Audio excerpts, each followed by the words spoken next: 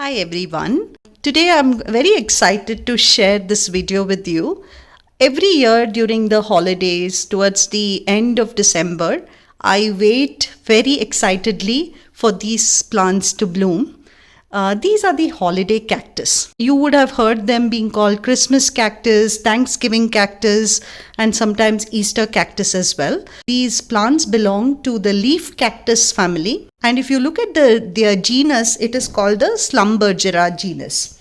Okay, now in this, if you look at the plant bodies itself, although these look like leaves, these are actually segmented stems. On my channel itself, I had even covered a different plant called the tapeworm plant. I don't know if you remember. So that one again has these kinds of segmented stems. Now, depending on when these cactus blooms, depending on the season, depending on the timing of the blooms, they are called different names. But having said that, there is a distinct difference between the Thanksgiving cactus, the Christmas cactus, as well as the Easter cactus. The Thanksgiving and the Christmas cactus, they belong to the same genus, the Schlumbergera genus. Now the Thanksgiving cactus is called the Schlumbergera truncata, while the Christmas cactus is called the Schlumbergera bridgesii. Okay, versus the Easter cactus actually belongs to a different genus called the Hatoria genus, and it is called the Hatoria gettnerii. How do you make out what is a Christmas, what is a Thanksgiving, and what is an Easter cactus, and does it really make a difference? It's easy to make out from the leaves. Now, if you see my cacti here, most of the ones that are blooming are actually Thanksgiving cactus. And the difference between a Thanksgiving and Christmas cactus is the structure of the stem segments or the leaves. If you have pointed leaves like this, you can make out from here, right? The leaves are very pointed. These are the Thanksgiving cactus. For Christmas cactus, the leaves are a lot more scalloped. I can show you an example here where you have more rounded scalloped leaves. Now this is a Christmas cactus. I do have the Easter cactus in my collection, but haven't brought it here. That has more of, again, rounded leaves, and the leaves have a reddish tinge around them. All of them have these lovely blooms, and they look very beautiful. All these blooms, if you see the blooms, they're really beautiful. And when all of them bloom together, it really adds a lot of beauty to your living room. If you keep them indoors, you can of course keep them outdoors as well, but if you keep them indoors, they really add that holiday vibe. And these are lovely plants to be gifted out as well. Apart from poinsettias, Christmas cactus are a lovely plant to gift during Christmas as well, especially when they are in full bloom. Now, the other thing about Christmas cactus is that it can live for years and years. There are cases wherein these cacti have been gifted from one generation to the other. Like, from grandmothers to their grandkids and great grandkids, etc. So these can live on for generations, and that's what makes this plant so exotic and so beautiful, and also a wonderful plant to possess.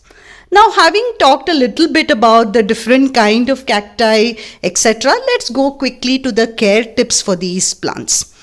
Now, Christmas cactus or the holiday cactus, for that matter, the type of soil that you need for these is well-draining soil. Now, although they are cacti, they are actually epiphytic in nature, or they grow on rocks. So they don't like their leaves, or for that matter their roots, to be kind of soaking in water. So they love to be watered well, but at the same time they like to be well drying between watering. So what has worked for me in terms of soil, I don't use regular soil in these at all. Now, if you see my soil mix in this, it is a good mixture of coco peat and vermicompost and perlite. That's it. Okay, and it is used in the ratio of 70, 20 and 10. So 70% coco peat, 20% vermicompost and 10% perlite is the combination I use to grow my holiday cactus in. And the other thing that has really worked for me is hanging these pots. Okay, if you but I don't hang it in full sun. So these holiday cactus love to be in indirect but bright light. So they don't like direct sun to fall on them, but they do like indirect light and bright light.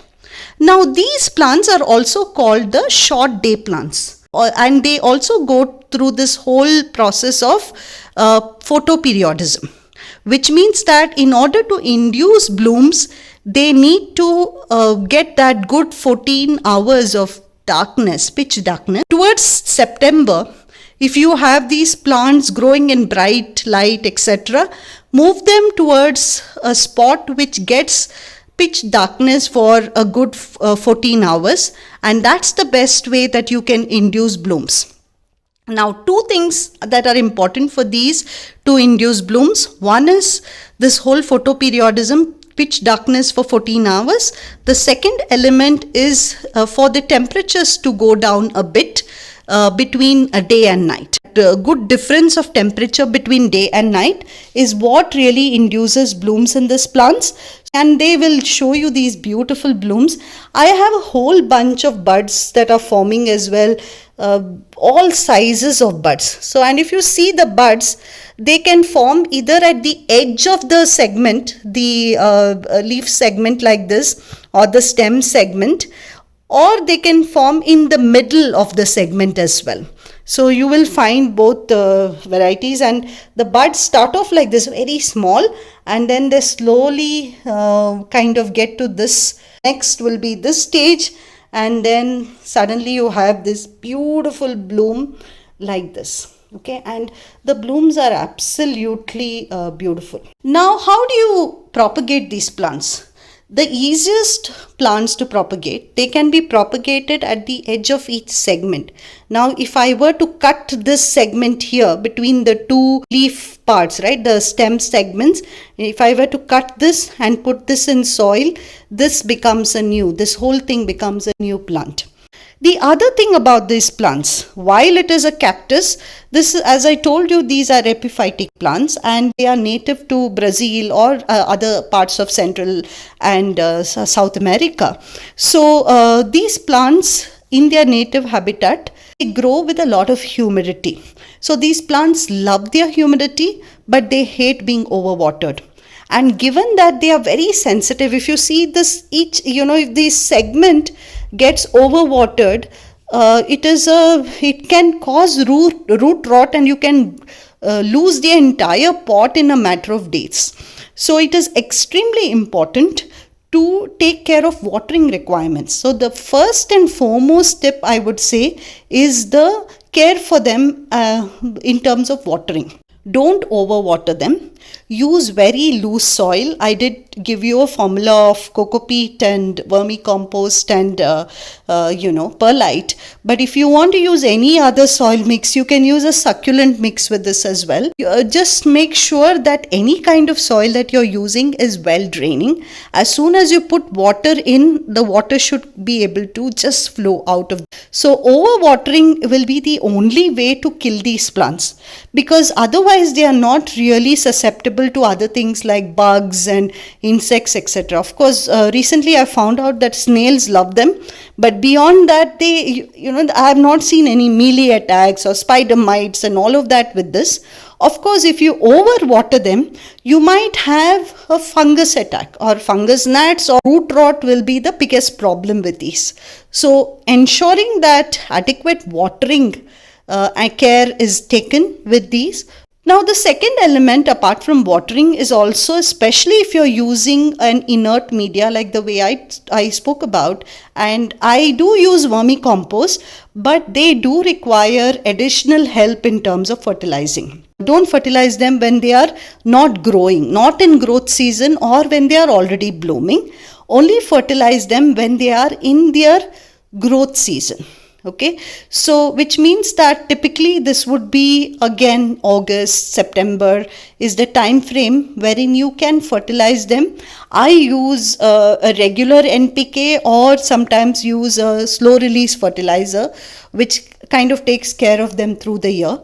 You can also top up with vermicompost as required. That's another thing that you can obviously do with these to keep them happy. Typically, you will find that the plant will change towards a reddish hue. It becomes a little reddish, it looks stressed, it looks wilted.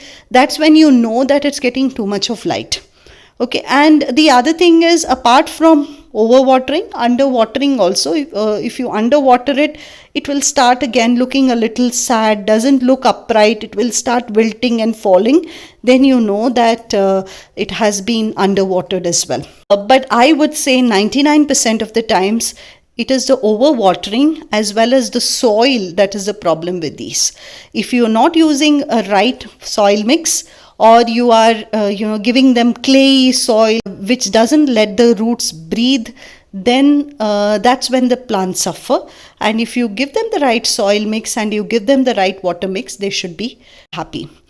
The other thing about these is, don't keep moving them and repotting them often, because they love to be root bound. So this pot of mine I have been having for the last 4 years. So I keep adding, even if I add new plants, I keep adding to the same pot. Hanging them gives them enough of that beautiful cascading effect. So even if you don't have flowers, it still looks lovely as just a segment, the plant segment itself. Don't really worry whether you have the Christmas, Thanksgiving or Easter. The care tips are the same. I water mine most of the year, almost once a week, but in the winter seasons you can go about 10 to 12 days without watering, because it all depends on how quickly your soil dries. So I wouldn't give a formula and say make it once a week, make it once in 10 days. Look at your soil, test it. If it is dry to the touch, the first 1/3 layer of the soil is dry, water it. Okay, so don't let it completely dry like a cactus, but at the same time, don't overwater it. So these are my important tips when it comes to Christmas cactus. Have fun with them, and great gifts to give. So I hope you can find them, and I hope this video was useful. And do subscribe and do click on that bell icon if you want to get notified whenever I publish new videos. Thanks so much. Bye.